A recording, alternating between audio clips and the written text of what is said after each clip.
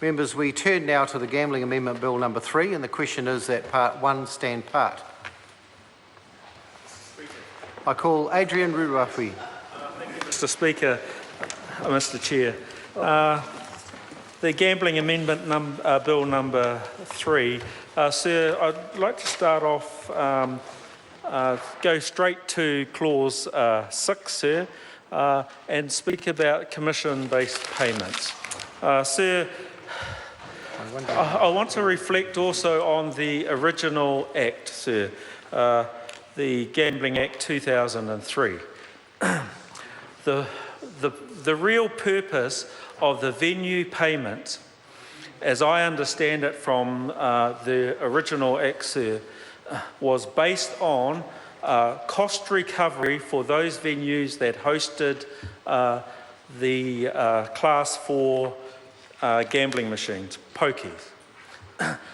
I understand, sir, and I believe that the intent in doing so that that commission-based payments were prohibited at that stage because it was seen as a community service, and that the real payment back to the community was that funds would be distributed to the community that those funds came from.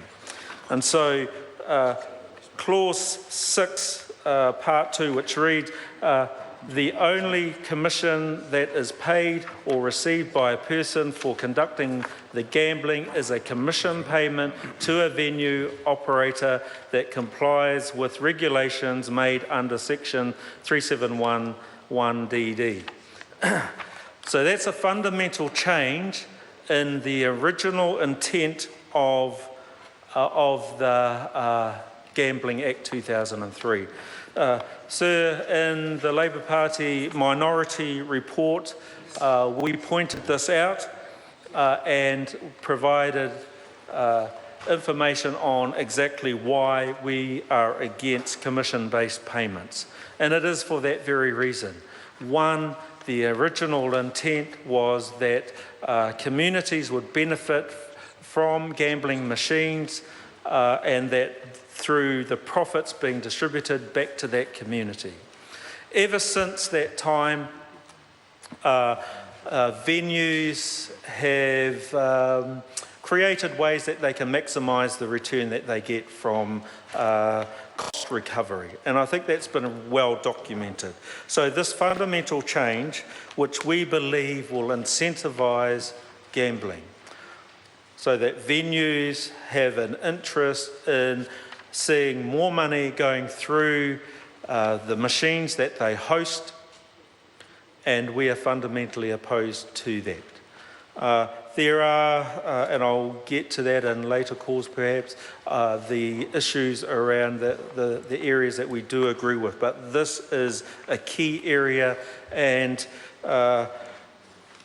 another issue that we have, as I said, it referred to another section. We're concerned about that because we actually don't know what the model is. We don't know what the commission-based model will be for making those commission-based payments. And that's a problem. It's a problem because it could be anything. There's an SOP that suggests it should be set at a certain level. I think it's not a good idea for leaving this to the model to be created by regulation. It should have been part of this bill, sir.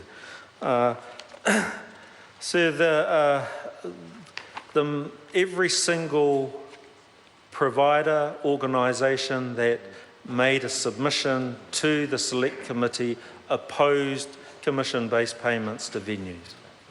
They all cited that they believed that it would incentivise gambling. It would also, in their opinion, and certainly my opinion, provide another reason for the venues not to fulfil their host responsibility. And as we saw in the mystery shopper project that the Department of Internal Affairs ran in December last year, only 1 out of the 102 venues were compliant.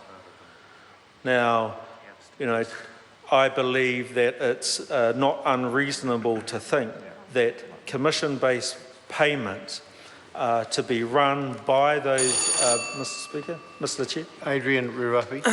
that commission-based payments organised and run by those venues are going to provide us with a better outcome. I haven't seen the evidence. I refer to the submission made by the Problem Gambling Foundation, who are adamant that this kind of process, this kind of payment system to venues will indeed make their job a lot harder.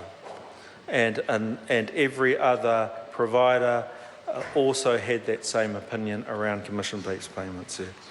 Also in part 1,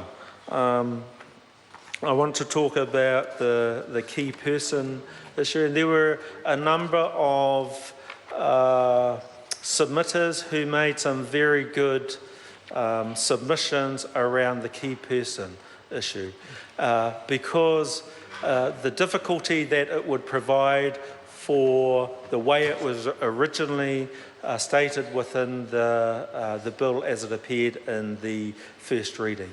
And so the work that the Government Administration Select Committee did on this particular issue, I think resolves it to a better outcome that we see in the bill today than it was originally stated. So, for an example, the Racing Board told us that they, under the way it was written, they would not be able to pay their employees. So, of course, that is not a good outcome for this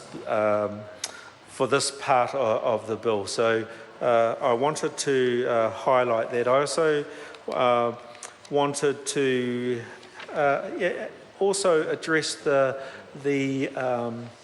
submitters who were in support of these things and acknowledge some of the things that they actually said around their reasons for commission-based payments. And I acknowledge them because I don't agree with the outcome, but I do acknowledge that the current system is not being implemented in a way that it should be. And I think the Department of Internal Affairs could be doing a lot better. That's all I have to say on part 1, sir. So, kia ora.